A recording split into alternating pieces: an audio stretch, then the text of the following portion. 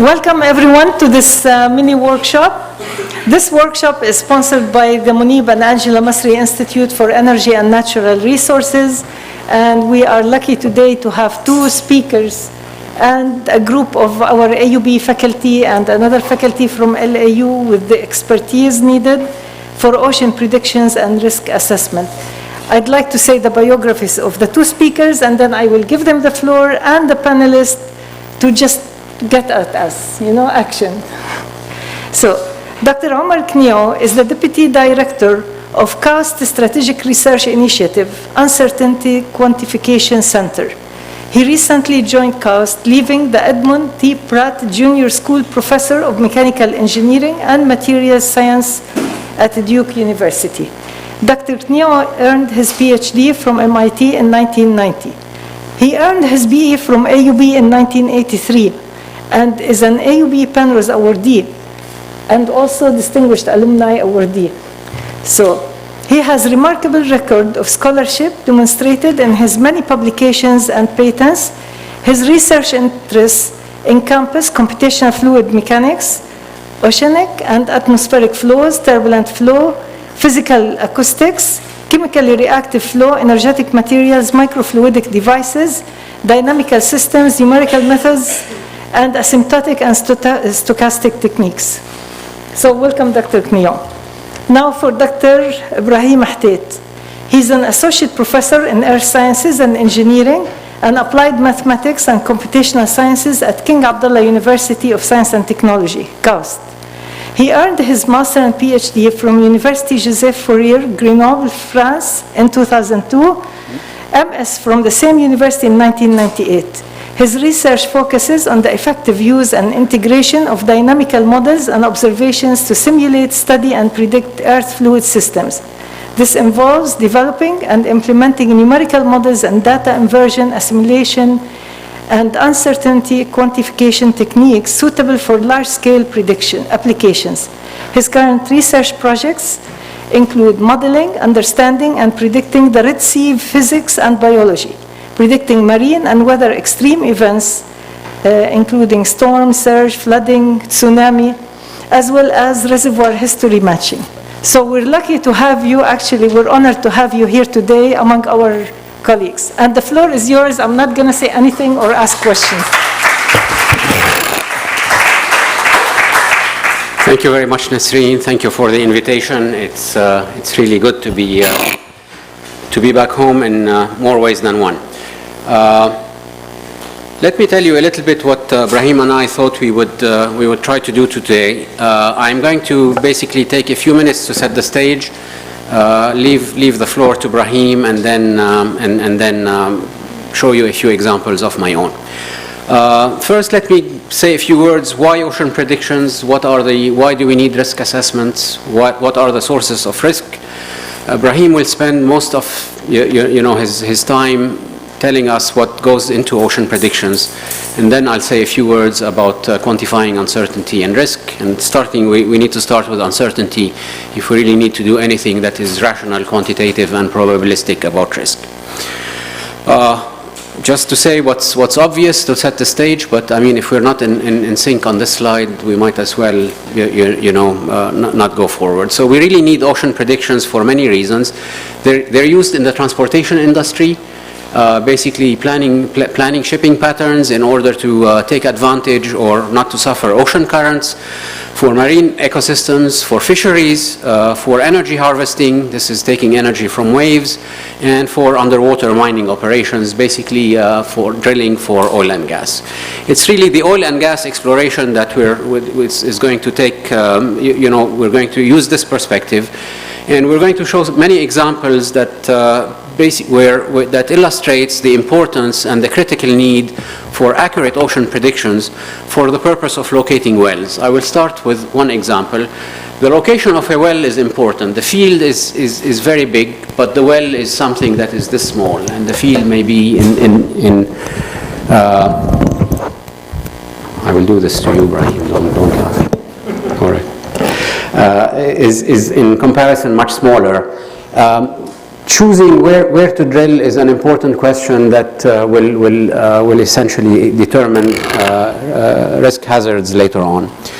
Operations planning, if we have dynamic and accurate dynamic predictions, we can plan the operations of not the drilling only, but also the operation of the wells themselves. We need the predictions to design safety prevention systems and disaster mitigation, and ultimately, essentially, recovery and dealing with disasters that invariably happen, despite our best efforts, is something that needs to be informed about the state of the current of the ocean. Sources of risk, anything that is operated by man, and I really don't need to preach to the choir, but just in case some people are not engineers and have not read on the back wall what is written out there. Anything that is designed and operated by man involves risk. The second big sources of risk relates to natural hazards, storm, waves, extreme events, lightning, so on and so forth. And I need to emphasize that the natural environment is changing. This is not only climate change, but this is climate evolution on shorter time scale. And the fact that changes in climate are affecting resources, so how we do things is invariably changing. And it's changing in everyday life, not just as it affects large-scale, drilling and energy harvesting. And I should mention everything else, but the everything else we're really not dealing with. And I'm just not saying this to emphasize that there are always unknown unknowns. But the fact that operating things is invariably involves regulation risk, political risk, all sorts of other sources of risk that have to do with society. That is really not the objective of our discussion today. Let me show you an example in motivation that really has been driving a little bit of a good fraction of my research over the past few years. And I don't know if any of you can tell what this movie is showing, but this is an animation of the Deepwater Horizon oil spill. What I'm showing is, the release of oil from the actual well location. This is where the oil is released. And if you just take a big view at this movie, you would see that the pattern and how the oil is transported is highly variable. After a long research, we are discovering, many years of research, we are discovering, in fact, that the location of the well is in fact critical. You move it a little bit, a few kilometers from its location, and all of this variability that really drove the people that had to contend with this hazard drove them crazy, because the currents were one day in one direction, the other day in another direction. That would change dramatically. The currents could be predominantly out to sea, which would be a good outcome, or they could be predominantly towards land, which means that with high probability you will have a section of the beach heavily affected, but it would be a much smaller section. So this is the answer to this, and let me leave the floor for a few minutes for Brahim and let him discuss, the many elements that go into an ocean prediction. And I'll come back and say a few more words about uncertainty and risk.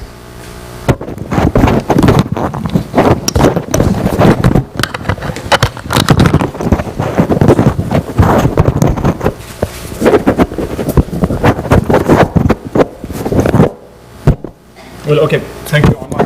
Thank you, Steve, for the visit. It's a pleasure. And it's my first talk at aviation, so thank you for the invitation again. So I'll follow up on Omar's talk, and I'll start with only one slide on why we do ocean predictions. So just continuing a bit redundant with Omar was saying, but then I will go on to say how we do ocean prediction and what do we do with it. So actually, this is the outline, how we do it and what to do with it. So just to say, why we do ocean predictions. There are, obvious reasons for fundamental science. We can do it to study trends, the processes in the ocean, a relation between, the impact of forcing on these processes, there are connectivity between physics and biology. This is very very popular these days. How what is the impact of the physics on the biology and the fisheries and the algal blooms, for instance. And there are industrial, these studies can be driven by industrial reasons for transport, pollutants, and the reason why we are here today is for oil drilling and for oil or for mitigating spills, oil spills, or anything related to oil efforts. So, okay, how we do it? It's an estimation problem. So when you do an estimation problem, you collect all the information you have. And when you think about information, you think mainly about observations. And what we have observations in the ocean, we used to complain that we don't have enough. We're starting to have too many. So we have satellite data. Satellite data, they observe sea surface height, sea surface temperatures, and now sea surface salinities. And the nice thing about it, they are free of charge. They are available on the web. You can go and download them. And the issues with the satellites, they only observe the surface, and they only observe it along the tracks of the satellites when the satellite cycles. So you see here, these are the cycles, and over a small area you see these lines. This only on the surface and only along the tracks. We have gliders. These are very fancy new subsurface vehicles that we can now control through iPhones. With your iPhone, you can send the glider for 3-4 months, going down all the way to 1,000 or 6,000 meters, the new ones. They observe the whole column. So you can observe temperature, salinity, velocities, and even biological data now. They observe chlorophyll, oxygens, and they can send this in real time, so we can use them operationally. There are codars also. These are becoming very popular regionally. They observe the surface currents. They are a little bit uncertain, not very, they have noise in it, but they give you very good indication about the currents. And to get a good picture of the currents, you need several radars on top of them because you need two directions. They only observe the direction of the currents coming in, so you need two directions overlapping to get the two components of the velocity. But also they only observe surface. Buoys also, of course, but buoys, they give you time series basically of what's happening at one column, but only at one location. And imagine, the sea is big. And of course, there are ships, but becoming less and less trendy these days because they are very expensive. You need the whole crew, you need the whole ship, and this is quite expensive. Now you have all these data sets, but the problem with these data sets, even though if we have a lot, they are still sparse and very sparse in space and time. They observe the surface, they observe a few locations. Gliders are very expensive. There are 205 of them in the world right now. CAUS is getting 9 of them, so 4% of the global fleet of gliders, if you want, but one of them costs around $500,000, and they are quite expensive, and it needs expertise. So we cannot sample the whole ocean, and so they are sparse in space and time, and projecting them in time, in 3D for the whole ocean picture you cannot do it with the observations alone, and they are noisy. So the other source of information, we have numerical models, and by numerical models I mean we get them from the equations governing the ocean circulations, and these are the fluid equation, Navier-Stokes. You put on top of them the temperature and salinity equations, state equations, pressure, and other equations, and you get a model. So you get a regional model, and if you run a regional model, you need initial conditions and boundaries, and usually we get them from global model, and we nest a regional model in it. And we need also the atmosphere. You need to know the atmosphere if you want to simulate the physics. So we take these outputs from atmosphere and global ocean, we put them in the regional to drive our model. But it's uncertain because first we don't know all the physics, and second, the global ocean also, there is a lot, there is a lot of uncertainty in the global ocean and in the global atmosphere. We still run them at very low resolution, about 1 degree, or I think they are still running around 1 degree, which means that around 200 kilometer point in discretization. And in between, you're not resolving anything in between, so are very highly uncertain. So what do we do to make good estimate, accurate, reliable estimates of the ocean is to combine these two sources of information. You want to use all the information you have, oceans, models, and observations to make best predictions. So basically the way I see it is that the model interpolates the data in space and time, and the data will guide the model where to go. This is how we look at it. It's like driving a car, and then you have I wouldn't call it a GPS. GPS would know everywhere to go, but it's like you have signs on the street, sometimes not. And you get to a place and the sign will show you where to go. So these are the data and the model is the car which can drive you there. So let me start with an example related to oil actually. In 2008, I was at Scripps back then, and you see, and we received BP, before the Verizon, the accident, the famous oil accident in the Gulf of Mexico came to us, and they wanted a system to predict the evolution of the loop current in the Gulf of Mexico. So what is the loop current? It's a current that comes from the Southern America. It turns around Cuba. Cuba is here, and it flows northward to form the Gulf Stream. I'm sure you heard about the Gulf Stream from these science fiction movies where, if the Gulf Stream shut down, all Europe will be frozen. There's 2-3 movies on that. Now, the oil companies are not interested in the Gulf Stream. They are interested in the front of this omega shape current because they have, it's not only BP basically, there are 6-7 companies drilling extract oil all over this area. And then when they get hit by this current, here they cannot drill and they lose tons of money per day because it shut down all their operations. They lose, only BP alone lose around $1 million a day just because they got hit by this current which can flow up to 1.5 meter per second or 2 meters per second, and they cannot, it shut down all their operations. And so they wanted to predict the evolution of the front of this current 1 week or 2 weeks in advance, so they adjust all their activities in there. And this is, an example of how this current evolves in time. It's not always, this shape. This is as a mean quantity. This is how it evolves. It sheds an eddy sometimes that grows and starts turning around, and once they get hit by the surrounding is this eddy, this is where the high speed is. So we wanted to predict this evolution of this loop current in advance. So how we did it, we take the equations. This is what I mentioned. These are an example of the equations that governs the ocean circulations. These are 3D. You take the Navier-Stokes equation for the momentum, temperature, salinity, the pressure, the density. You discretize these, you put them on a supercomputer, and then they allow you, if you know what's happening now, you can run them and you will know what's going to happen tomorrow or in 1 month. But now, you need to know what's happening now, which means that you need to know what's happening, the ocean state at every point of the ocean at one time, which is impossible. You cannot observe the whole ocean 3D at one time. Second, you need to know the boundaries. If you have a regional model, you need to know the boundaries, and the boundaries are very important. And these we don't have neither. And you need also to put on it the atmospheric state. And so, you need to, the winds, the heat flux, the precipitation, even the rain, and all these are highly uncertain. So when you put this on a supercomputer, you run it, this is, this is an average of the month of January, if I remember correctly, from the model. And when you look at the data, you take the satellite data and then you interpolate them in over 1 month, this is what you get. So it looks like the data, but not exactly like, you get a good picture of it, but not, if you are interested in the predictions and in the front of the current, this is, you are sure that you will not get it from the model alone.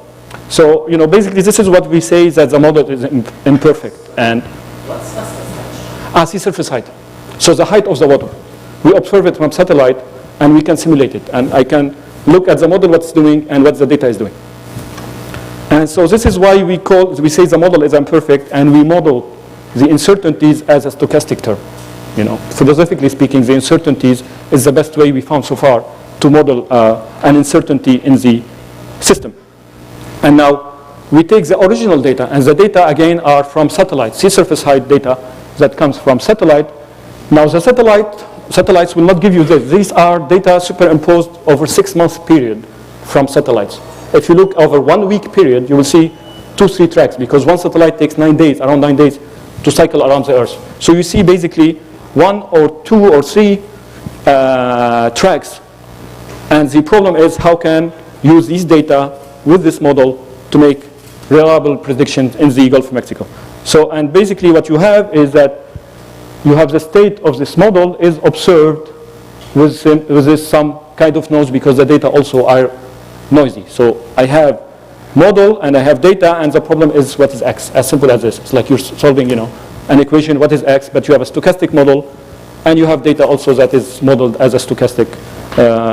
And the solution of this problem, since you have a stochastic quantity, is basically the probability distribution function of what you're looking for, given what you know. And what you know are the data, and the unknown is x. So you're looking for probability of x given y for this dynamical system that is observed, state space, random space. And once you have the probability distribution function, you can tell, you can estimate, and you can have uncertainties with the estimate.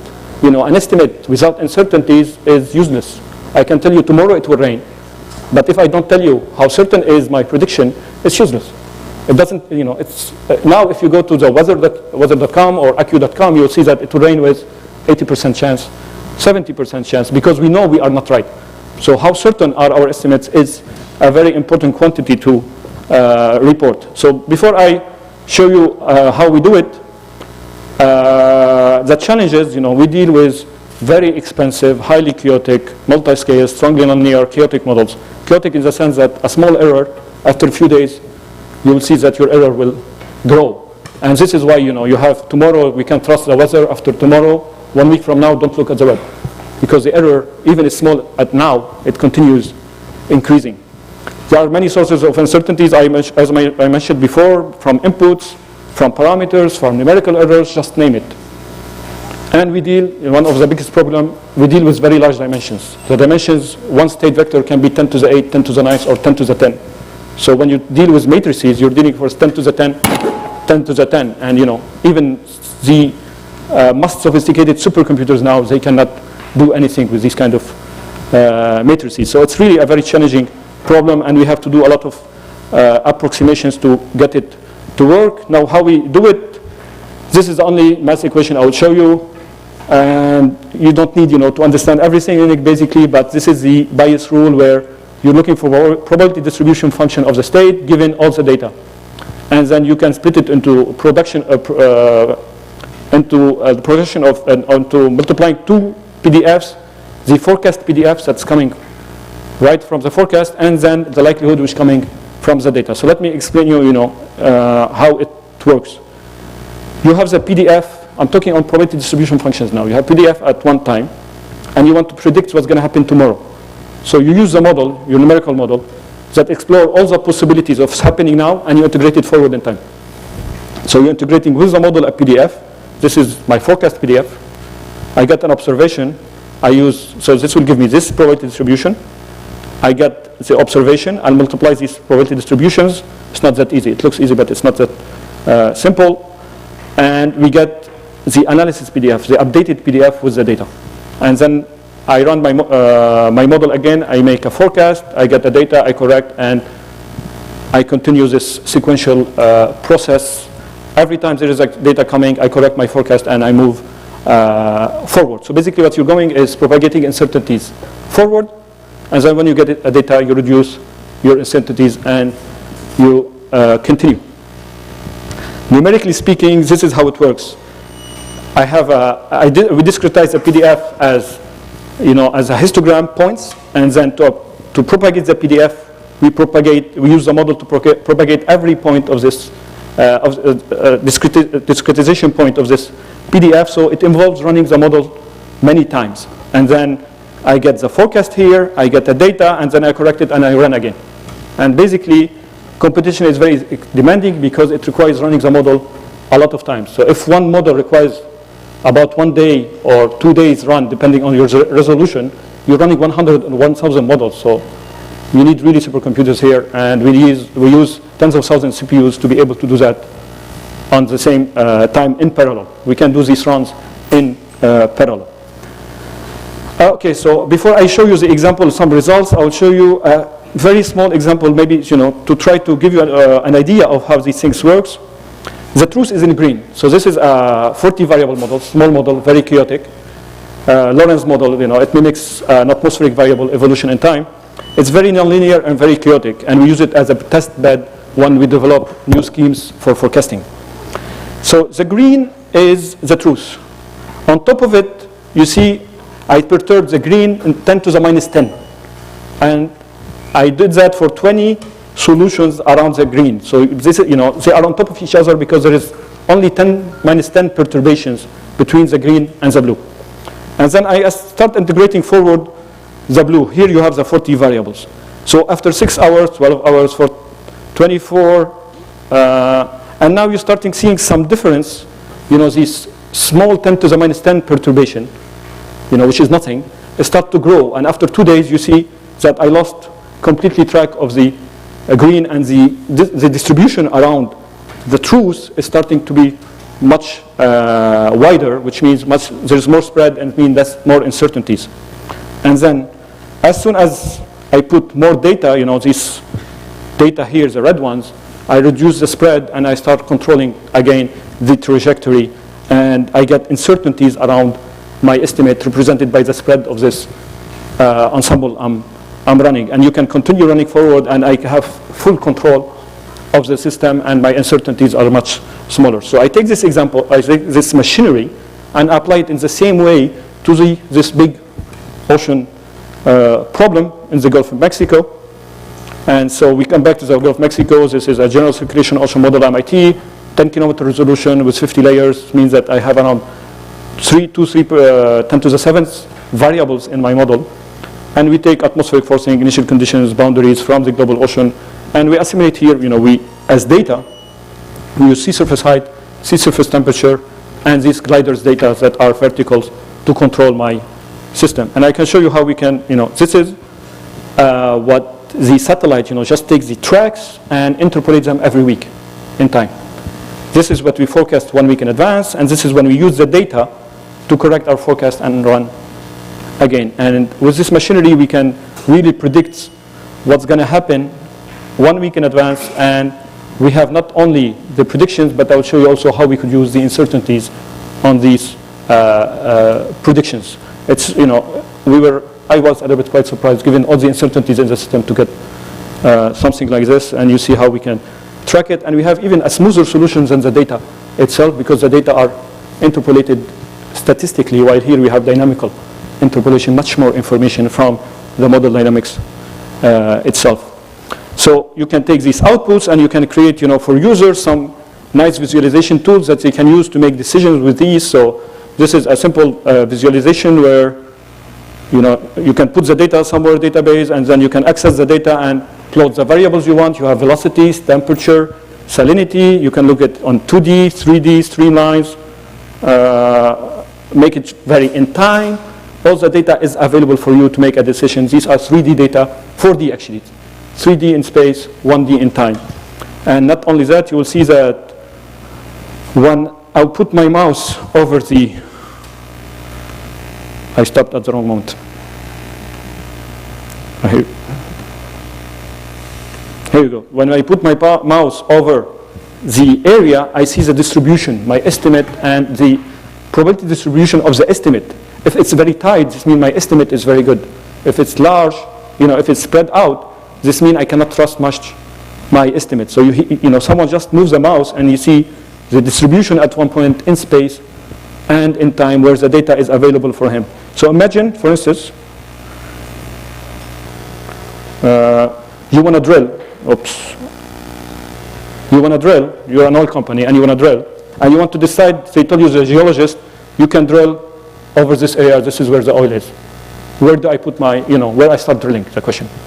So, if you have a database that you run over, 2 years, 3 years, estimates of the ocean conditions during this period, and you tell it you cannot drill if the velocity of the current or the height of the water is beyond a threshold, you can access the database and start doing by mouse, just moving the drilling area alone, and you can see the estimate of your ocean over 6 months, what's going on conditions.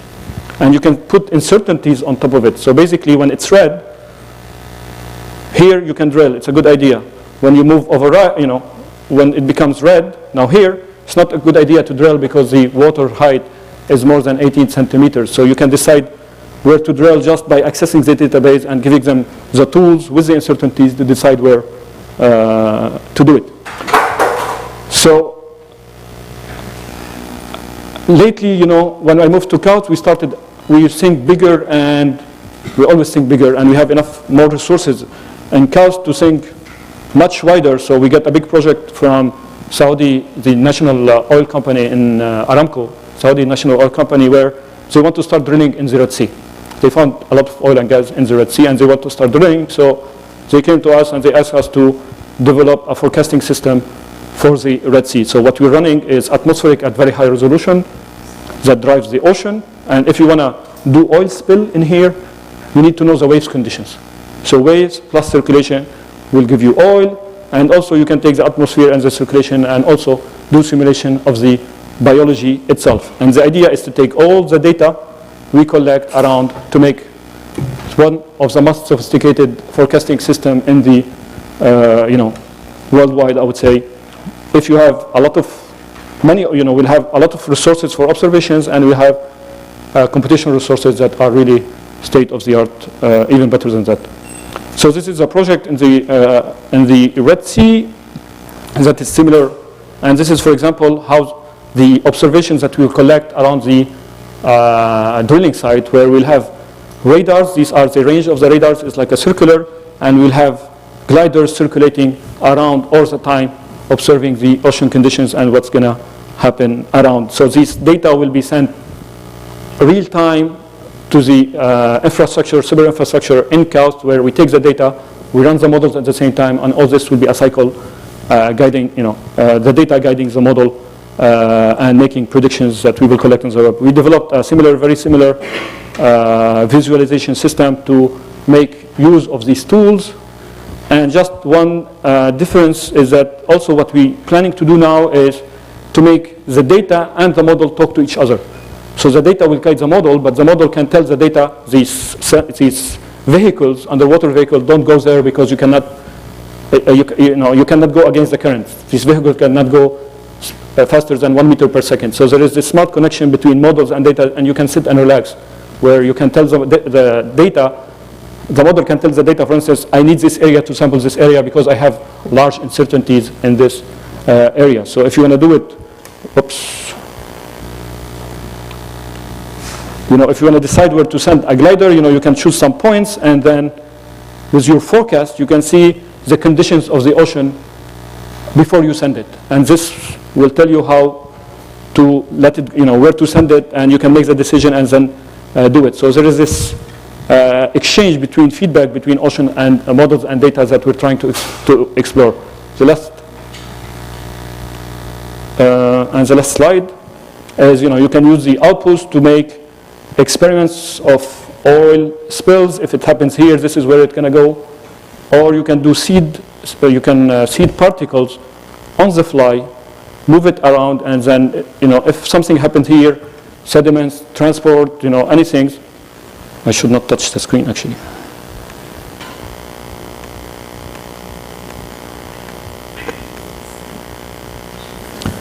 And so you can seed the particles wherever you want because you have access directly to the data that is available. You don't need to wait 3-4 years to develop this machineries.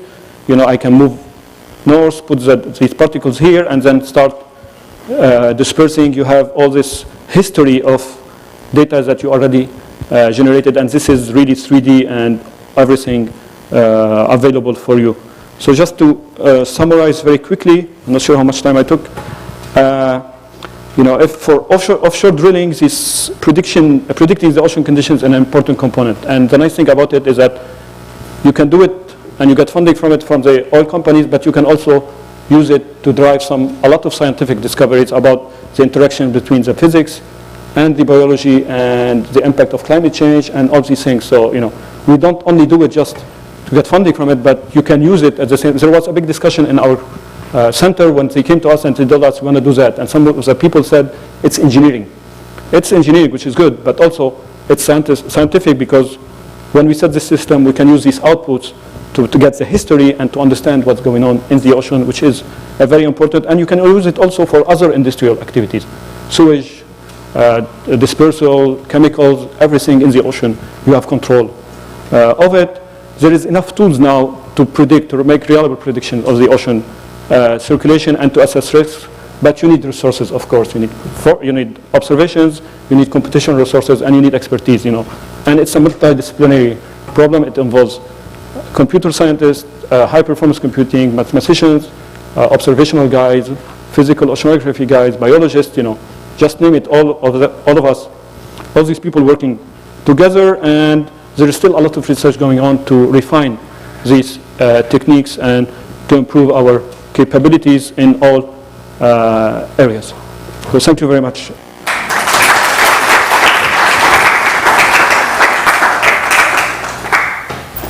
On time?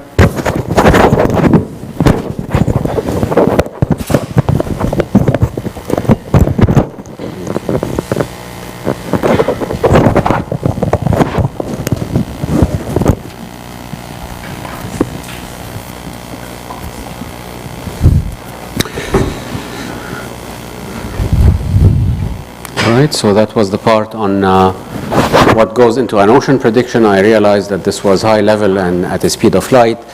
I want to say a few words about a new framework that we've been developing on uncertainty quantification, and show you some specific examples on applications that we are pursuing right now.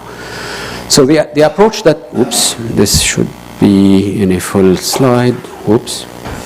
All right. So what we have been developing is essentially a probabilistic approach to UQ.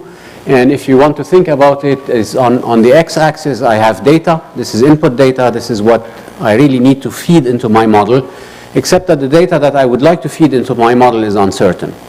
So being uncertain, instead of a single data point, it's really an entire axis or a probability distribution.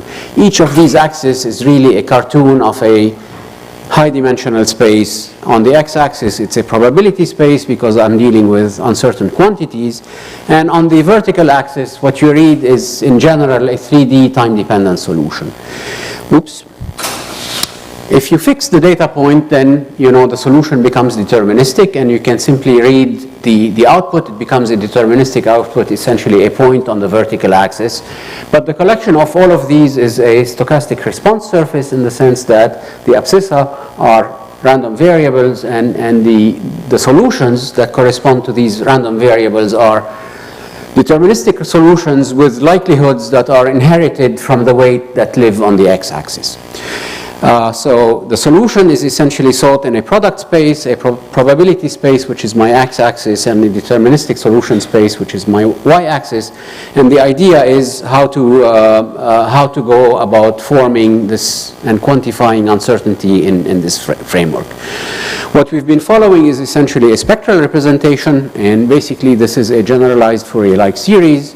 So my part of the talk is to show you and emphasize that we have equations and we like to use them. So if you think that this equation is threatening, just think about it as a Fourier series.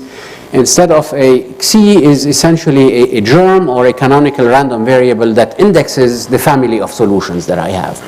So instead of a deterministic solution, which will be a U of x and t, I have U, x, and something else is a random vector.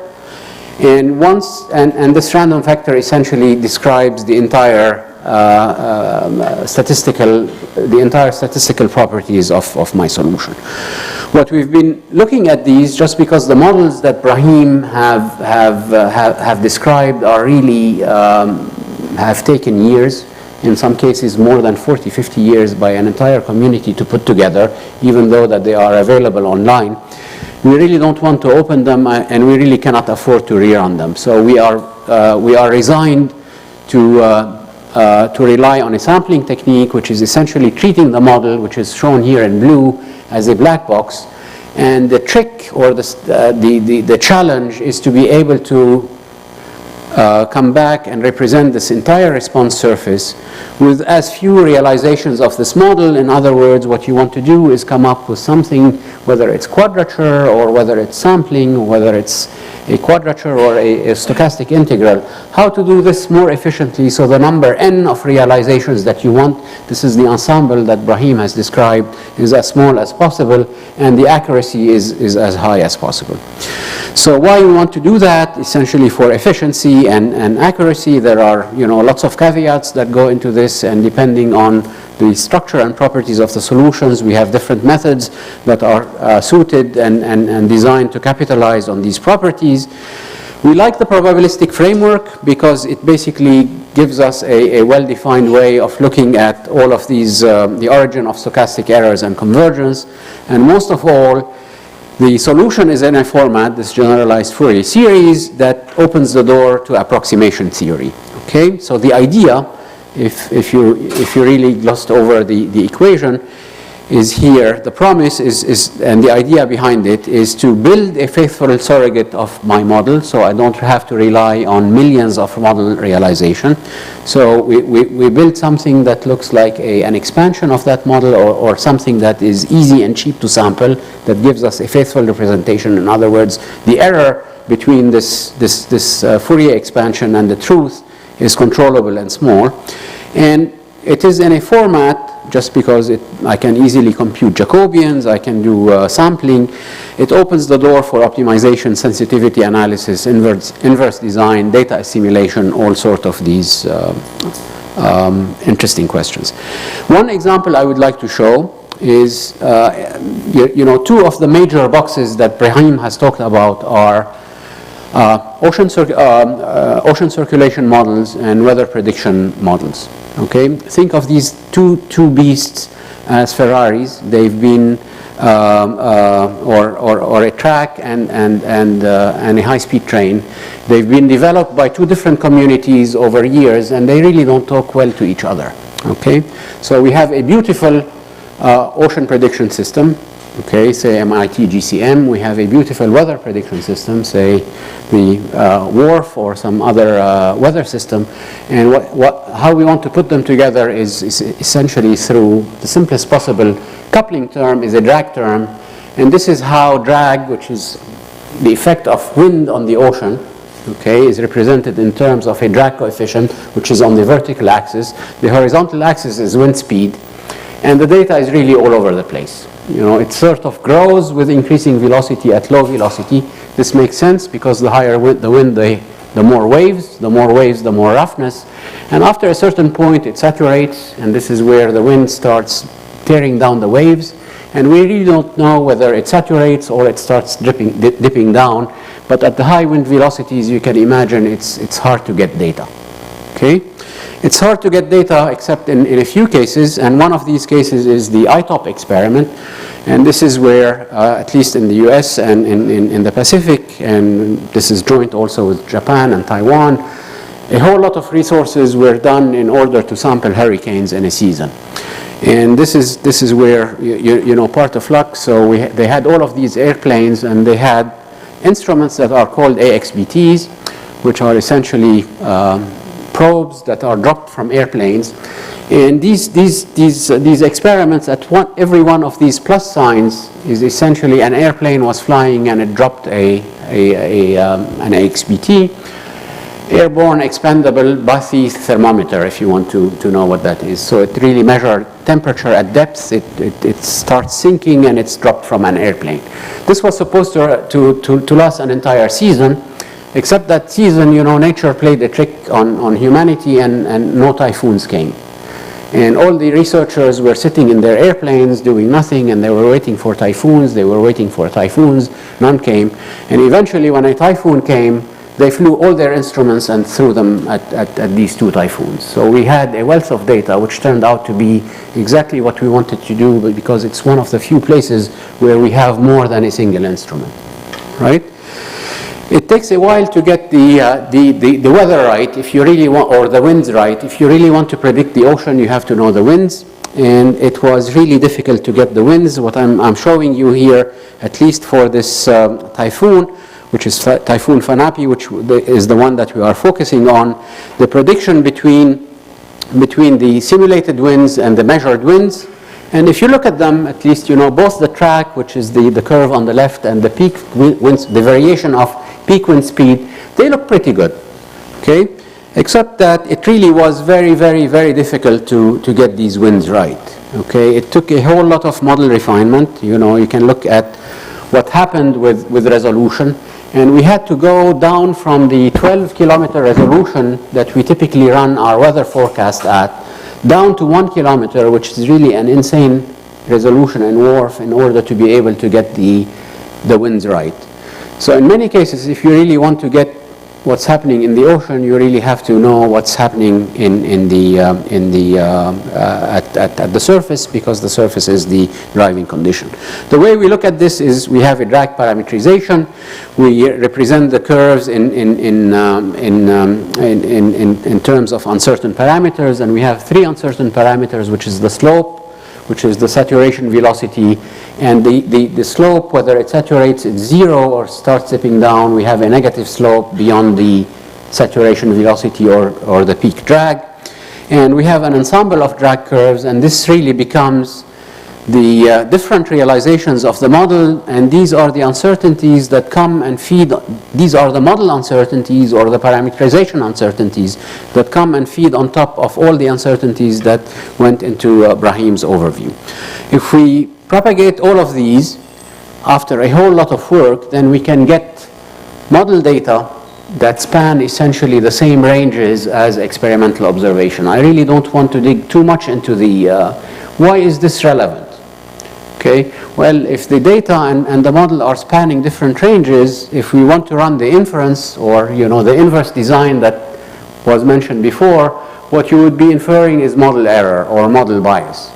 It is only if the model is really not biased or it spans the same range as the observation that you can use the observation to better calibrate parameters. So in this case, after a whole lot of work, we could essentially claim and go forward with the exercise. If we were running at 12-kilometer wind resolution and we had the wrong winds, the hurricane is the wrong place, and all I would be inferring is the wrong place of the hurricane instead of trying to inform about how ocean and atmosphere need to be coupled together.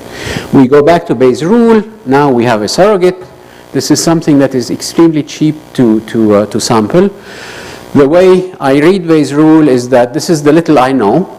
Then I bring some data, and this is what I really want to tighten the PDF. And this guy, which is the likelihood, is the sample. This is really what it costs in order to be able to capitalize and exploit the data and to be able to tighten my wide prior. Okay? If we do this, then we have a likelihood function. Let me stop on top of that. The way we implement this Bayes rule is through stochastic simulation algorithm. It's called Markov chain Monte Carlo. It gives us chains that look like this.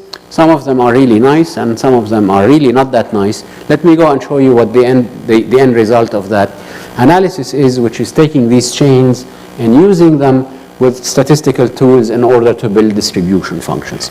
So this is the track. I really don't know. The first one is essentially at which the curve in here is at which velocity does the drag law saturates. Okay? Then this is my prior, the prior information I have. It said, okay, it could be, if you looked at those curves where the data was all over the place, it could be anywhere between 20 and 35 meters per second. This is my initial state of lack of knowledge. And when I bring all the data that is done by all of these temperature profiles that were essentially taken by airplane, by a whole lot of courageous people going into a typhoon and dropping their little thermometer in order so that we can come back and look at temperature profiles, then we are able to tighten the distribution function from saying that no, we really have a maximum a posteriori, which is close to 33 meters per second. And if you really had one model evaluation to do, you might as well do it with this data point. With the slope of the drag curve, it's very close to 1, which is essentially what goes into operational model. And this was really a good confirmation that what goes into an operational model is in fact quite close to the values that we need to be using. On the other hand, what happens at high wind speed, it turns out that the people who drove the airplane really did not go into the 100 meter per second wind, so we had very little data at those extremely high wind speeds. So our conclusion here is that the prior and the posterior really look like each other, and the data is really largely uninformative. All right, so we have all of these machineries, and this one. Now this is other type of uncertainty. We can put these things together. Obviously, I want to mention that drag is really not the only uncertain term that couples ocean and atmosphere. Obviously, evaporation is a major one. coupling between large-scale models is a major source of uncertainty, and this really speaks to the multidisciplinary nature of the teams that really need to be put in place in order to be able to address the question. The model uncertainties and the parameterization uncertainties raise additional challenges on how to assimilate, and interesting questions that we are addressing or starting to address right now are, if I observe the atmosphere, can I tell something about the ocean? Well, probably if it is something in terms of velocity or temperature, then the answer is most likely yes. Velocity is different. I mean, densities, you have scale ratios of 1,000. So how to assimilate in the realm of coupled model is something that is difficult, especially because we have large-scale ratios and observations that are of different nature. And finally, a big question is how to do and how to deal systematically with model errors and how to implement stochastic parameterizations. Going back to the example that motivated all of this, so where does the oil go? At least with our Lagrangian oil spill model, this is a similar model that Brahim has shown. There are obviously numerous parameters, but with respect to the forecast that we have, we deemed that two parameters were most important, and these had to do with the breakup of the liquid jet. Okay, we really don't know what the distribution of particles after the breakup. Remember, after you form particles, you have to track them over hundreds of meters of depth and many kilometers in distance. So we wanted to deal about this to address this problem, or in addition to the mean forecast, tell the regulators and the people who are in charge of mitigation, what our best estimates are. And as far as this particular, at least with respect to these uncertainties, our results indicate that about 20% of the oil that is spilled remains in the water column, but we have a 20% uncertainty about that. It could be that our most likely answer is about 20% remains. It could be 0, but it could be as high as 40%. We have also high uncertainty in other phenomena that really need to be modeled and tracked, which is the biodegraded oil. Sometimes we really don't have to do anything, and bacteria come and they solve the problem for us, and sometimes it doesn't happen, but we really need to be able to, and this, in order to be able to estimate, we really need to know what's the size of the particles and the droplets that have been formed, because the smaller they are, the easier it is for bacteria to penetrate. And finally, the one that is evaporated, it is there also. Finally, in order to wrap things up, and we're only 2 minutes behind schedule, which is with this range, with this uncertainty, this is within specification. That is right. So what we really need to do is we really need to have sophisticated tools. We really need to have sophisticated observation systems. And we really need to have a systematic way of being able to assess uncertainties, so we can come up with rational, solid, and robust risk assessment and eventually mitigation systems. What we are doing right now is we're leveraging the experience that have been gained through the Carthay consortium that we had in the US, which we're still involved with, that really looked at the Deepwater Horizon oil spill. All of that analysis, to the tune of $20 million in research, was looking in hindsight. And what we're trying to do right now is build the systems that have using it to forecast and to be able to design. Right now, we didn't drill anything in the East Mediterranean, and we have a decision to be made on where to be able to place those wells, and and once we've placed them, we continue leveraging the system which has the short-term forecast and the medium-term changes or potential changes in climatology in order to be able to plan operations. We are doing this through assimilation. I mentioned the design, which is an acute function. Once you design or you drill, it's there. You either use it or you shut it down. And then the operation is something that is continuous. You continuously need to assimilate and be able to update your forecast. The framework, we've looked at the modeling and at the UQ. We really need to we cannot overemphasize the need for decent observation systems. And the one thing that we are planning to do is, the examples that Brahim has shown, we really want to build massive databases that have systems that are online, both for the Red Sea, for the Arabian Sea, and provided that we are successful today, plant the seed to be able to do something similar to that on the East Mediterranean. So exploring avenues for collaborative work is one objective that we're not shy about, and I hope we'll be able to move things forward in discussions later today and in the near future. Thanks again.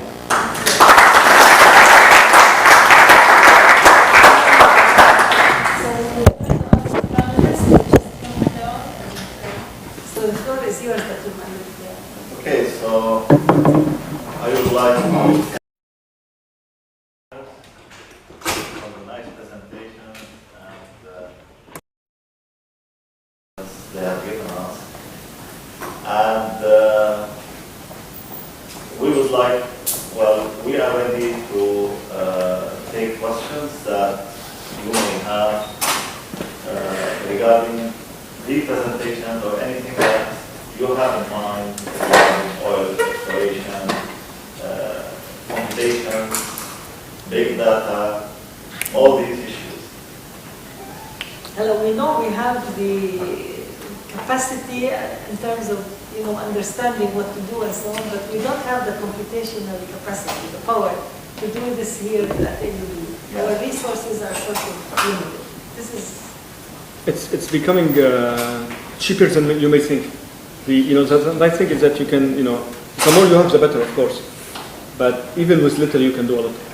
I know. The techniques range from, cheap to very expensive.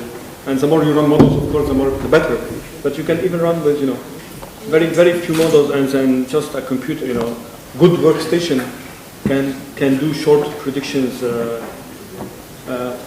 surprisingly well. Thank you very much for this very interesting talk. Regarding computing, I'm here serving on this panel. My capacity, I'm representing the program in computational science at the UB. It's a graduate program. It's a relatively new program, graduate program in computational science. And also in my capacity as someone who's overlooking or trying to find some high-performance computing solution or initiative at AUB, I just wanted to say that we have bought recently an HPC. It's a good one from IBM. It's not comparable to what you have at CALS, but it's we're trying to start somewhere. And together with the program in computational science, as with the numerous interests of the faculty here in computing, we would like to really do something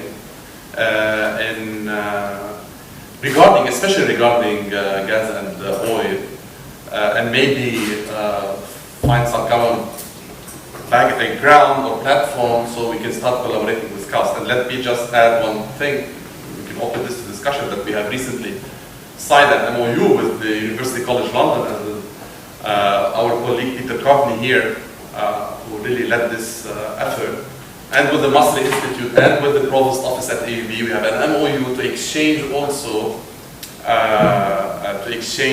knowledge, students, expertise in areas especially related to computing for gas and oil exploration for Lebanon. So we are somewhere, we're trying to start something, and it would be great if we can really find some common interest in that regard. If I want to start, pushing in this direction a little bit, there are different scales. If we, separate ourselves a little bit from what it costs and what the computer systems look like. Really, one thing that came from Rahim in my presentation, if I want to emphasize it louder.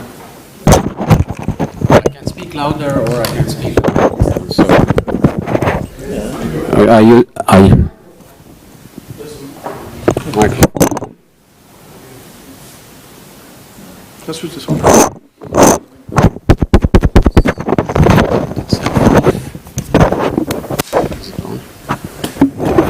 Speak louder while we decipher the IT issue.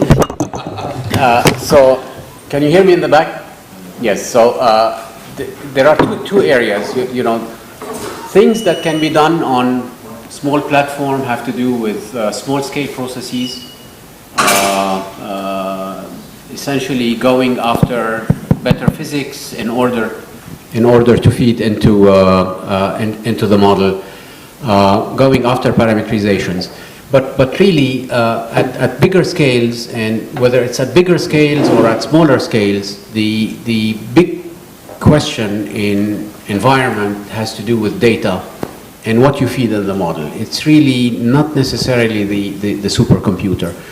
And one aspect that nobody will be ever, if AUB does its mission right, or the researchers on the campus, nobody will tell you how deep the ocean is in front of AUB beach than the people at AUB. A big source of uncertainty, we really don't know. We really don't know how deep the ocean is. You know, a big source of uncertainty is bathymetry, where to feed it. Coastlines, observation stations and observation systems that really would be cheaper than an HPC computer in some cases are really going to be critical. And the people who are going to operate and maintain those systems are really going to have at their fingertips the sources of data that are really going to be critical in order to make these decisions and in order to be able to run these models. So this is one area that I really, if I were to do an optimization exercise, obviously you cannot live without HPC computers, and as we said, the more the better. But try to balance is that you really don't want to be in a corner of driving yourself out of the market where you are uniquely positioned to have the data products that are really everybody else is going to capitalize on, which are the forcing and the boundary conditions. And the other thing is seek the right medium so that, you know, once you have your biggest computer, there is really something that really supports not only coming up with deterministic or, you know, occasional decisions or demonstrations, but the sampling that can lead to decision support systems. Right? Yes. Nadim Farajal from Faculty of Agriculture and Food Sciences. The most, in my experience, the computing power, you said, is getting cheaper, it's getting easier to get. But the sampling, the monitoring equipment, and maintenance of monitoring equipment, and the upgrading of this monitoring equipment, coupling it with it, you know, to make sure that it is running at the same stage, that's where the cost is. And that's where we are falling very flat on our face. Here at AUB, we don't even have a weather station that monitors temperature and precipitation on campus that is centralized. And to go into this, I mean, it's very nice and dandy to talk about high-powered modeling and all that. This is fantastic. But, I mean, it is good to dream, but we should also start backing up what we are dreaming about with acquisition of that. That's right. But what the idea that I'm planting in everybody's ear is think about the kinds of data that nobody else can get just because of position, or nobody else can get without position and expertise. Okay, we at KAUST, you know, have access to the kinds of data that, regardless of resources, being able to access radar stations or monitoring station, who else is going to do that? For many reasons, regulatory, safety, security, all sort of proximity, knowing the customer, knowing the agency, and so on and so forth. Winds, we really, you know, I'll let Brahim talk about it. I mean, there are lots of products that are online and that are free, that are available. Coastlines and bathymetry is a different story. And this is really, somebody needs to work with people on the ground in order to be able to to be able to collect this and put it in a form that is usable so that it can be effectively input into systems. I took the opportunity because the associate provost is here and maybe she can drive the administration to spend money wisely. And we I don't want to say anything. Administration always spends wisely, but all we can do is encourage them. Always. For equipment and monitoring and so on. If you send requests with this, it will be supported. This is the capital. But now we see this. I think we already done a void for one faculty in chemical engineering to just. But you start there because one piece is $25,000, and if you want to put in different locations, that would, it requires planning, and with planning it can be done. It has to be collected. I think you can always do with whatever you have. Actually, like it's very good to have more data. The more, the better. But there is a lot of research going on to do what we call downscaling, where they have these large scale products, and then we take these products and we downscale it over the region. Even if if you have data, of course, it's much better. But if you don't, you can always get a product that is reliable enough. Actually, even you will be surprised that all over the Mediterranean now, all the weather systems that they get fed to the ocean are downscaled, just downscaling. Of course, they have some stations, and it's important to have stations again. But you can always start and get something that is usable, even with very workstation on your desk. I would like to ask. I can perhaps elaborate more on the local effort that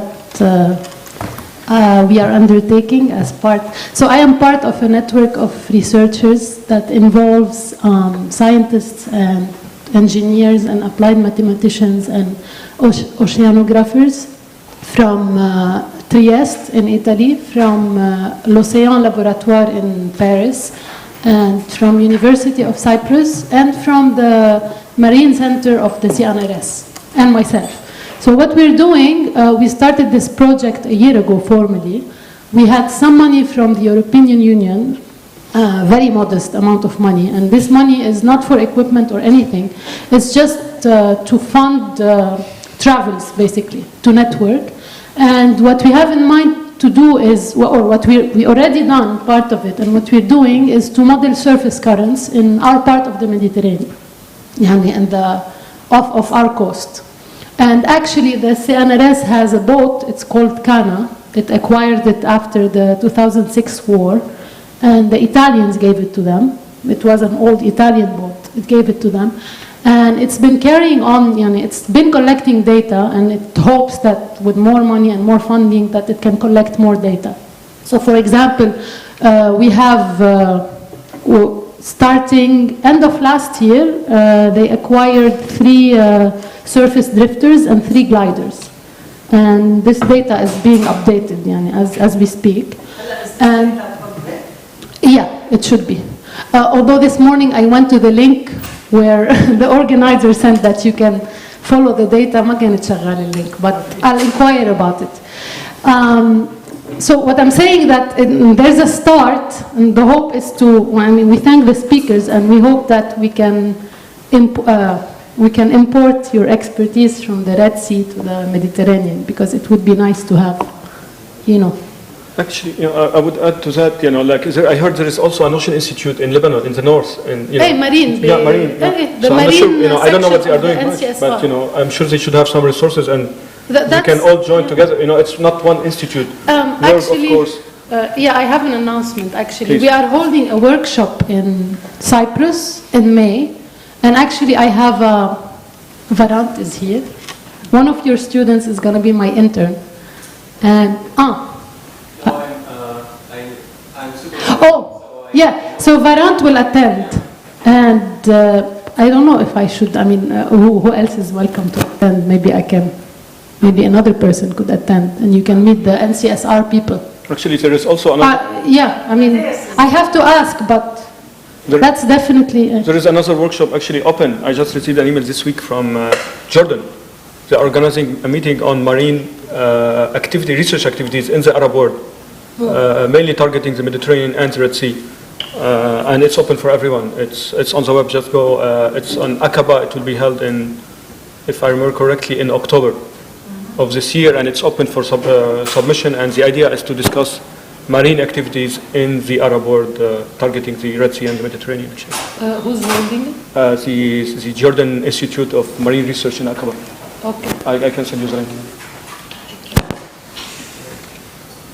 I just want to say one thing and then let Dr. Malik go to questions, because I saw many hands. The question is, it always works the other way around, this business of data. So even if you want to acquire a probe, this is where the engineers and the applied mathematician have because of the availability of tools, where to place the probe, what do you hope to get from the data, is something that is informed, and it is informed by simple models. Because before the data arrives, you don't have more sophisticated models. And many times, we are not making the many mistakes that have been very, very costly in the past. We plan a beautiful experiment that is very informative, but we have the wrong measurement because you don't have the resolution. This is a disaster. So the question of resolution is, again, the same machinery of assimilation, but it is done backwards. Where to place the probe is another situation. Just imagine you have a beautiful thing, but you place the radar, or you place the sampling probe upwind of the factory, so you conclude the air is always clean. This is just an extreme. Where to place the probe and so on and so forth. So many of the things we didn't get to touch on today are experimental design type questions, and these can be done with simple models. But if the right team of engineers and mathematicians come together, they can address, and optimization people come together, they can address these questions quite effectively. Would we have any questions? Yeah. Yeah, please, Dr. Matthew. Yes, I appreciate your presentations very much, and I think we all should take more interest in the ocean in many ways here at Beirut, as well as in the Red Sea, and surprised what you're doing. We're soon, hopefully, purchasing a wave buoy to measure wave motion here in the framework of wave energy conversion. Are you doing anything, because you mentioned it just briefly, are you doing anything in this area? Yeah, we're running wave models at, we're going to 500 meters resolutions. And the nice thing about waves is that you don't need many buoys. There are also wave heights that comes from satellites as well that you could use. The most important things for the waves is the wind, of course. And so, if you model the waves, what we found out is that if we model the winds correctly with the simple models, wave models that run on small computers, you can get it quite accurately. We get 92% correlations with the data just by getting very good winds. I think Matthias' question is about energy harvesting from the wind. Energy harvesting. Yes, this is what he's working on. It's not about wave modeling. It's about the energy. No, not yet. Energy harvesting from the waves? No. There's not much waves in the Red Sea. The extreme is 3-4 meters. It's closed basin, and it's not very. I don't think you will collect much from it. And the tide motion is very small also. Not in the Red Sea. I don't think it's a good idea. They are trying to harvest from winds and from solar. But I don't think waves is a good idea for the Red Sea. This is why, studying the area before you invest is something that is important, Doesn't it depend on the scale of the device and that you are? Yeah, but you need, yes, but if you have weak waves, then it will not produce a lot of energy. You want to put the turbines of the winds where there is a lot of winds. Yeah, so you first study the area, you see where the wind is, and this is where you put your turbines, right? I think it would be a bad investment to put waves. Try to harvest energy from waves in the Red Sea. In the Mediterranean, I don't know, the conditions yet, but it's something to look at.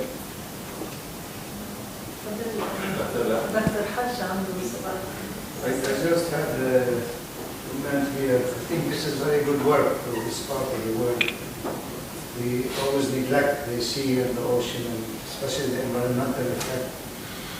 Now, in the subtitle here, it says environmental challenges of the oil and gas industry in Lebanon.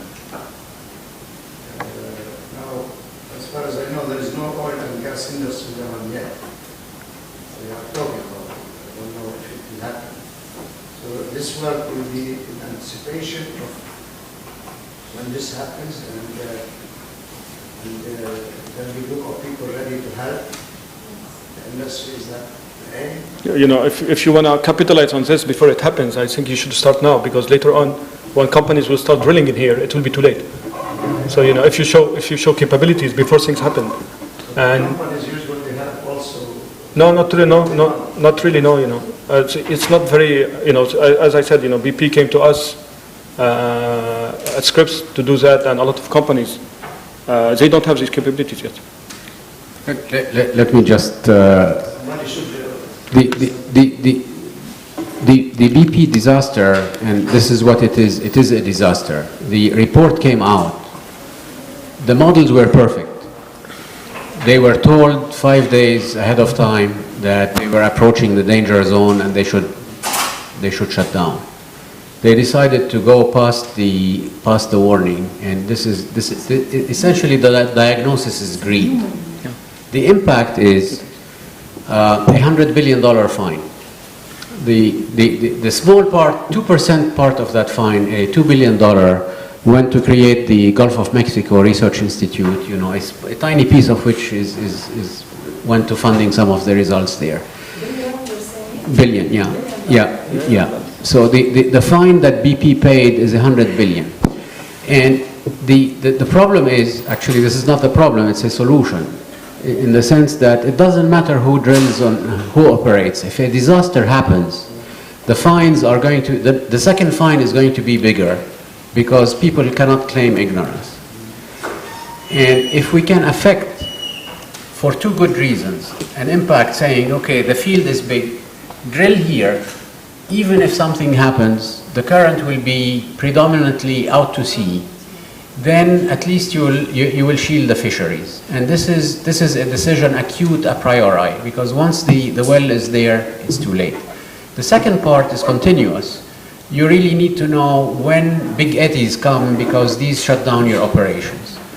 And this is something that is continuous. You need to assimilate on a weekly, monthly, but these are the periods that an accurate operational forecasts work on. Or if there is a leak also. Or if there is a leak, how to Which detect happens, it. not if there is, they would, you know. Where did it come from is another thing that you really need to have a live prediction. So all of these things are, and in a sense, it really doesn't matter who's operating and who's not, because if a disaster happens from any company, we will not sue them in downtown Beirut. We will go to a world court. It's going to be a class action, and you will see these kinds of settlements. And what Amar mentioned is, you know, the access to the local facilities is important. You know, you cannot make ocean observations without being here. You know, you have to be here, and you have to have the expertise in here. You know, if we want to install coders now along the Saudi coast, and we need to go to get the radio signal, and this comes from the locals. You know, a company from outside cannot do it if they don't have local presence or local collaboration or local activities on place. Yes. I want to ask Dr. Leah, she just said about some research crew that you're still at the networking stage, I think. Is it regarding the oil and gas industry? Or The objective is to have ultimately an ocean prediction for the Mediterranean. Like in an operational manner, as Dr. Kniao said, for pollution, for tracking oil spills, for example, it wasn't just for oil, but now that the oil subject is on the table, of course. And it's not only for oil, you know, for fishermen, you know, it's very important, you know, for the marine life. From circulations, you can use it to drive, you know, to study the chlorophyll, the nutrients, and where the nutrients is, that's where the fish will go. So, you know, Actually, we have a big unknown. Our shore is already a disaster, and we have no idea what the extent of that disaster is. And now I can is tell a you good the time most to look at polluted that. spot in Lebanon is very close. And It's in, وين على الجناح قبل الجناح. Oh, really? Yeah, there is a sewage, you know, there's also, you know, we had a project in San Diego. Yeah, I think it's from sewage, right? Yeah. So we had a project in San Diego in 2009, I remember, where they came as the municipality actually. They came and they wanted to know where's the sewage that they threw in the ocean is going. Is it going back to the ocean where the people are swimming, or is going into the middle of the sea where after a few days it will be dissolved? So this is something you can work. Again, you know, this is what I meant when I said it's not only for oil, but you can salvage on it and work with the different governmental offices, with the Marine. I'm sure the Marine are very, you know, we get a lot of visits from the Saudi Navy. There are a lot of things for them from these products. They will be very, very interested. So you can start with something and start working with the rest at the same time to, you know, to bring people in and then move forward. It's not, you know, only for oil. Yes. Have you had a chance, during the 2006 war, I'm pretty sure you might remember that the GE plant was bombed, and there was a model that was of the currents and the flow. Have you had a chance to look at that? No, we didn't look at that. No, actually, you know, usually research driven by funding. So, Yeah, I know, before coming to... no, sorry, no. No, I can do it now because, you know, I'm Kaus, but at Scripps, when we were there, you know, the American system and how it's driven by funding, so we didn't have the opportunity to work on it now. Yeah, because But this is a good question, you know, with the oil spill in 2006. I think still now we don't know what happened, right? Where the oil went? No, we know. Oh, we know? Okay. Where did it go? It went all the way along our coast to Turkey. To Turkey, because, you know, you saw I see in the last figure I showed, you saw the current along the coast, and it will drive northward. So it depends on which deep it happened. I don't know. There are two currents. But it definitely went north because you saw just to the current I showed, it is current driven actually. Yeah, It's normal. The Cypriots did the modeling, and we're still lagging behind. That's nearly 10 years since. Yeah, I know that. We haven't even taken the initiative. I mean, this is what you guys are proposing is fantastic. Because not only is it for the oil and gas and this drilling that's going to happen, but we have along our coast 4 major land dumps. Yeah, exactly. Yeah. Beirut. Yeah, exactly. As you go along. And we've got the sewage outfalls that are all over, plus the different gas oil holding. Yeah, we had another project. And these are, I mean, not only inland, but they're on shore Sure. that we need to work on. We have another project for mining, you know, like there are mining activities in the Red Sea, and they want to know where the sediments, you know, what they are, where it's going to go. It's important. The good news, if I can borrow some of the results from Leila's work, her preliminary work shows that we have good news. Everything you dump in our sea will either go north or south, depending on where you dump. There are 2 eddies that literally split on the Lebanese shore. We can talk about it. Send it north. Either north or south. There are 2 eddies that split exactly at the Lebanese. So the whole coast is... So either up or down. It's good news because you know you threw it on the rest. Something, it either goes north or south.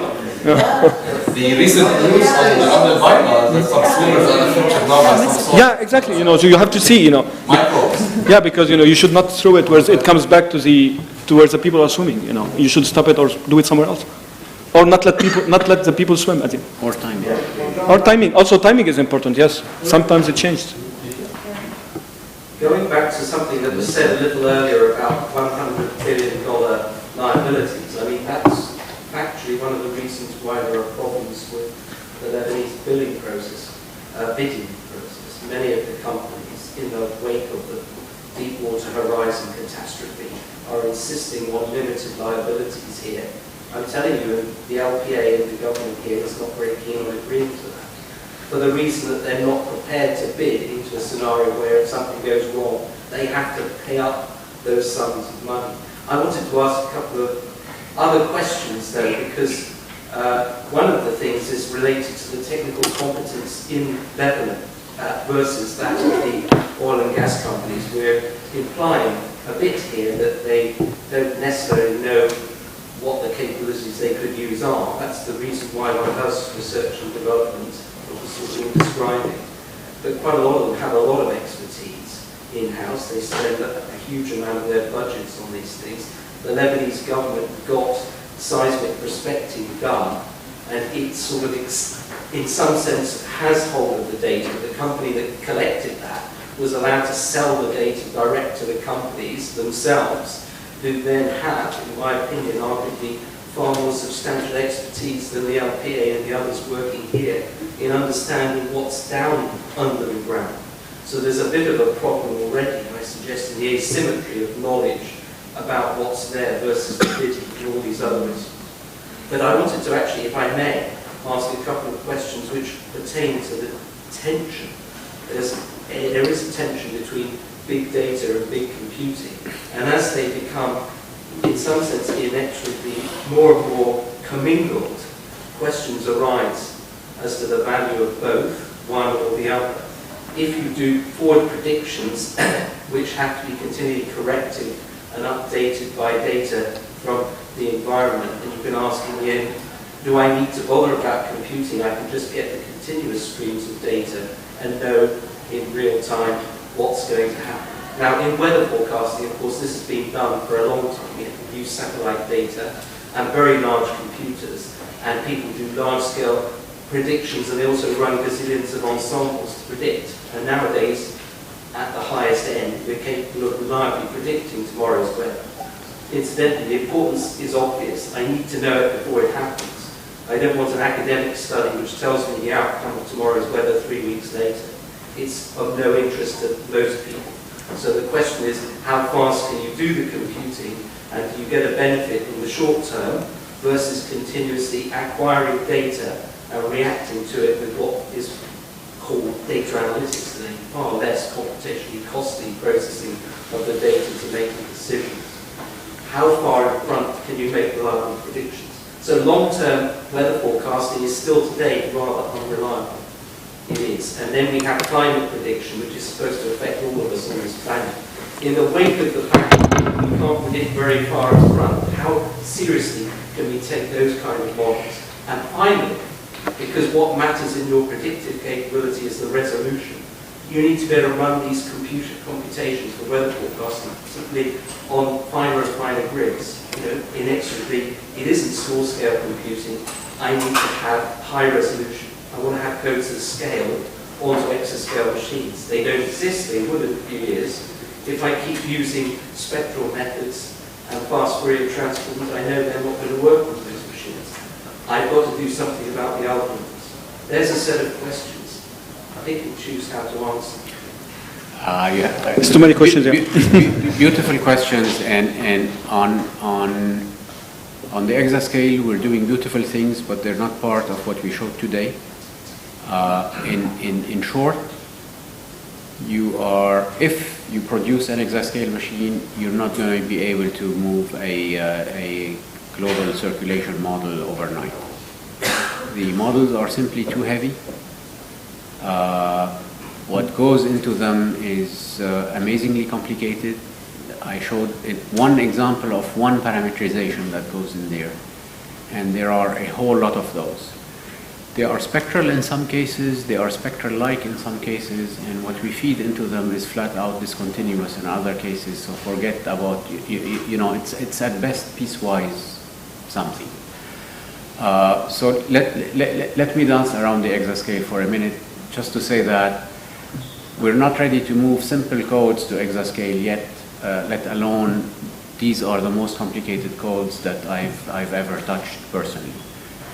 If you want, I can move a simple fluids code or a combustion code or something that runs on a square, but not these kinds of ocean resolution. If we had many hours for a debate, I wish we had it on the data versus computation. I'm personally wed to both, but whenever the data alone, people come to me, I use my favorite word or sentence to chase them and to annoy them, and just tell them so much data, so little information. That's it. The challenge is to get it compute fast enough. No. I wanted to show that. I wanted to show, and I showed an example in the best data that we have. This was the largest data set of people flying instantaneously into the track of hurricane and throwing things. They just happened to miss those few critical spots that we really wanted them to measure. Okay, nothing against. I mean, that experiment wasn't designed to go that far. It exceeded our best expectation. I can flood you with data. If you just let me put the probe upwind of the factory, I can conclude that the air is clean. Okay? So a data analytics alone, I am very, very hesitant. If I don't have any theory, so the question is really how much, and it's really a question of balance. What we can do with the data collection is really driven by models. Where to send the probes is driven, how many satellites is driven by models. And I don't think we're going to be able to saturate everything with instruments that will let us see as far as we really need to see. On the 3-week forecasts, this is pretty much really the 1 to 3 weeks is really the limits of what we can do operationally. And we really need to keep on pushing on efficiency on both fronts. Incidentally, the challenges with and the opportunities and promises of data analytics are huge, especially as it pertains to you not only need to store what you think you measure, but you really want to store it with historical many scenarios, so you can able to project in a rational fashion. Without it, it really becomes a matter of extrapolation. And extrapolation without any theory is so dangerous. You know what the best example is? I don't know if you've seen the Black Swan. You read the Black Swan book? Tell us. It's called the turkey problem. You know what the turkey problem is? Tell everyone what it is. The turkey problem is, so the turkey wakes up. Oh. So it's becoming interesting. The turkey problem is you have the turkey problem. So the turkey is brought into this nice family, and he wakes up the first day in January, and he plots his satisfaction, and is very satisfied. These are nice people. Every day they feed me, and through the entire year, from January 1 to November 20, he concludes that it's a perfect family. With 100% certainty, they're going to feed me tomorrow. Except that tomorrow is Thanksgiving and he's on the table. Okay, that is called the turkey problem. So data analytics, without being able to go beyond transitions, bifurcations, split. Now the eddy is going south. Tomorrow, you really have a serious risk that it's going to change. And you really need to average all of those scenarios. This is really what F equal MA brings into this equation.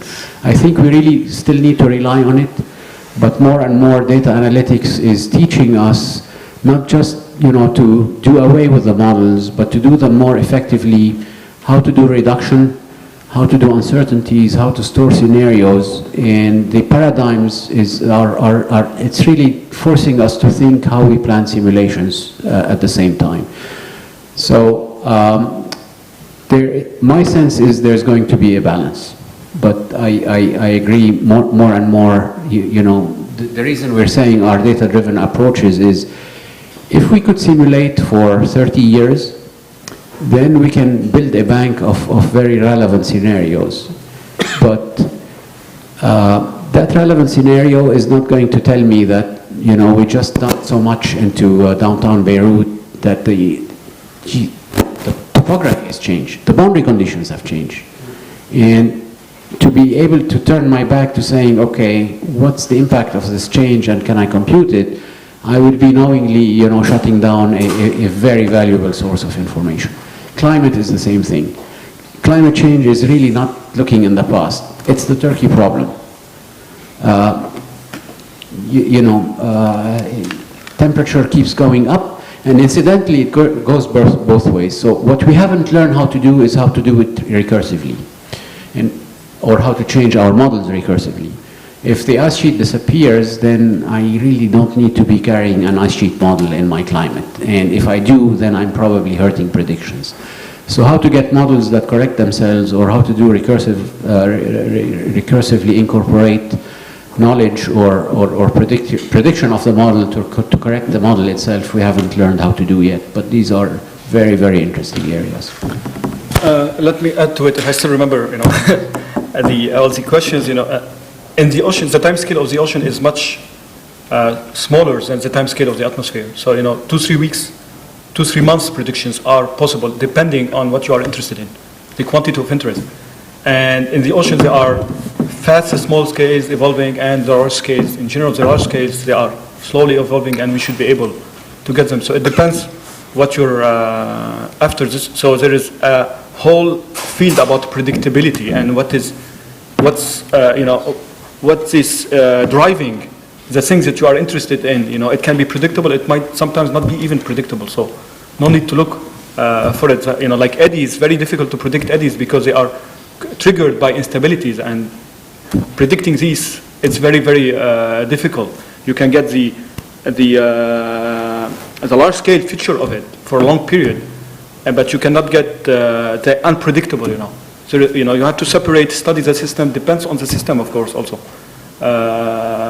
So there is a lot of work, theoretical and practical, in there. In the Gulf of Mexico, we have around 2 months of predictability, depending on the accuracy you're after and what's triggering what you are interested in. Regarding the question between data and models are much cheaper. Especially now, you don't need a supercomputer. If you don't want to run ensembles, you can run on a $7,000-$10,000 machine on your desktop. I want a real-time prediction ahead of the event. So you can. It's sure, the real-time prediction. I do this as well. So in your case, I want to know how much time, real-time, wall-clock time. Again, it's a balance. Elapses to get 3 months prediction done. Yeah, it's a balance between the resolution you are interested in. But you need to do that to make it a prediction. I understand. 3 months, running 3 months in the ocean is not very expensive, depending on the resolution we are interested in. We run 50 years, 100 years in the ocean, in a matter of few days now. And you don't need to go, the ocean 10-kilometer resolution is almost enough, what we notice, depending again on the area and the scales in the area. But to get the mesoscale variability, few kilometers, and a machine that is few $1,000s can do that now. Now the data, on the other hand, is much more expensive. And you cannot rely only on the data because you cannot sample the whole ocean. And you cannot integrate it forward. Statistical tools, they will tell you if there is a trend or something, but they cannot tell you if there is a shift, extreme or something. There is no way this data will tell you what's going on. And there will never be enough of this data. You want to know what's going on in 3D. Satellites give you few tracks, and this is the largest amount of data we can have. How many gliders you can use. So models, is a very important component of it, and is the cheapest component of it, and it has a lot of information to interpolate the data. You saw in the example I showed where they interpolated the data just from satellite, where the resolution is very coarse, as they cannot do better. And projecting it in time, statistically, you can do it for 1 day, 2 days. Longer statistical predictions are, physical information, I don't see how, because the predictability is in the dynamics, not in the data and trends. You can do statistical models, but the information are in the physics. And the physics explain quite well what's going on. If they are complemented with the data, of course.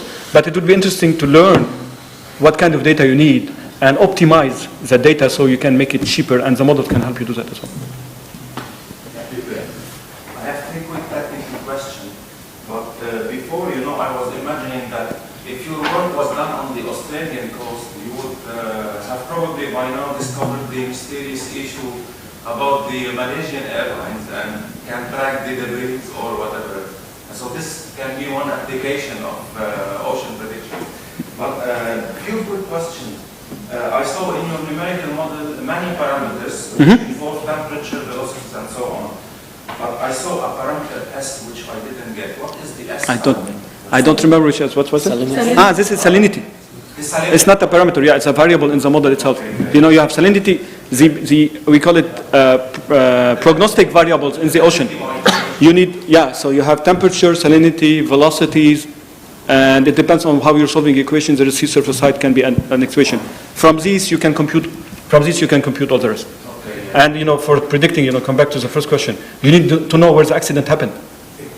So till now, I think they don't know where they lost it. Exactly. Yeah, so you know, if you don't know where it happened, now the nice thing about it, if they found it, they can try to go back and then exactly. The second question is that the drag coefficient, based on which area you calculate your drag coefficient? So this is the work related to the work with Omar. You know, they do lab experiments and they come up with a drag and we use it everywhere. And this is what Omar is saying, that we need also to refine our estimate uncertainties about these coefficients. The drag coefficient should be based on a certain reference area, right? That's what I'm saying, yeah. But you know, what we do in the ocean is that you cannot do it for every area because the area is changing. Yeah. That's why you have uncertainties, and it's part of the uncertainties in your system. And that's what Omar was trying to explain, that we can use the data also to infer uncertainties about the parameters that you can also use in our models later on. So it's, you know, a cycle of getting data, optimize your model, and then use it. So, you know, no matter how much data you will have, you will still have uncertainties in these drags because it changes in space. And we have to live with it and use it in the best way. So you drive probability distributions on these, and you try to integrate your uncertainties in your system. You know, and which is what we do now. It's a good question, that we put one drag and we run with it, and we know it's wrong, but what you can do. And this is why you need to update your model with the data as you go, because once you let it free, then, you know, you will lose it. Because it's not only this question, you know, we parameterize the subscales, because we don't run at meters, we run on kilometers. And the subscales, there are parameters in there, diffusivity, viscosity, just name it. But even with that, when you put data in it, we start controlling the system. What about the turbulence one? Turbulence, this is what I'm saying, viscosity, diffusivity, and then exactly this is what I'm talking about. We parameterize them because we cannot go to the resolutions that we don't have the computing. And if we want to do the forecast in a timely manner, you know, you cannot allow yourself to go to the turbulence. So you parameterize it and you try to put distribution, stochastic modeling of these of uncertainties around these parameterizations, and you integrate it in your system. That's why we need these things. Despite all this, I mean, I can see that you can really match. Yeah, you know, if you, I mean, yeah.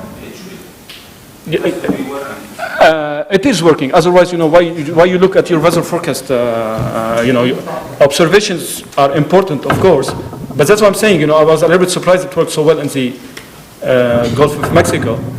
If you have enough data, you can control your system, and this is why we're here. You know, it works, but again, you need resources. But it's not like it's challenging. It's not easy. Okay, one last question. Please. First of all, I would like to thank you for this lecture. I just have a question. Do you have this equipment for that acquisition, or are you for the aid of Saudi Aramco you get this data, or how do you do that? So for the supercomputing, it's at cost. We have two big machines. One is 65,000 CPUs that we're upgrading. This is the old one now, and we're moving to a much bigger one. We used to be a number 4 in academia worldwide, but on the ratio for user computing power, we were number 1 by far, because we are few for a big, huge machine that is 3-4 years old now. So now we're betting on the new supercomputer. So for computing, we have no problem. Actually, they even tell me that my codes are small. But now I run on Ensemble, you know, I will run 1,000 of Ocean, which has never been done worldwide. I can afford 1,000, while in the US, 10, 20, 30, I can afford 1,000 in cost. For observations, we started doing our own, but then Aramco came and they are interested. So our Red Sea Center was mainly biology driven, and Aramco was more interested in the engineering operational. So they funded they put a lot of money for monitoring systems. And we're getting 9 gliders, again, as I said before, and the number of gliders worldwide is 205. And in the Red Sea, we'll have 9, which is absolutely fantastic to work to work there. So, so nice thing is that you invest, and then later on your investment can bring you funding that you can even improve as you go. So we started from cost, but now we're trying to bring from outside. Yeah. Okay, well, I guess we should be happy that we have 56 machines, 56 cores, as compared to 65,000 cores. So, But we're still modeling good stuff. Yeah, you can do, scripts I used to run with 256, and this is 256, the Gulf of Mexico, by the way. yeah, I would like to thank all speakers, to thank you for your attendance, and we have a small exhibition.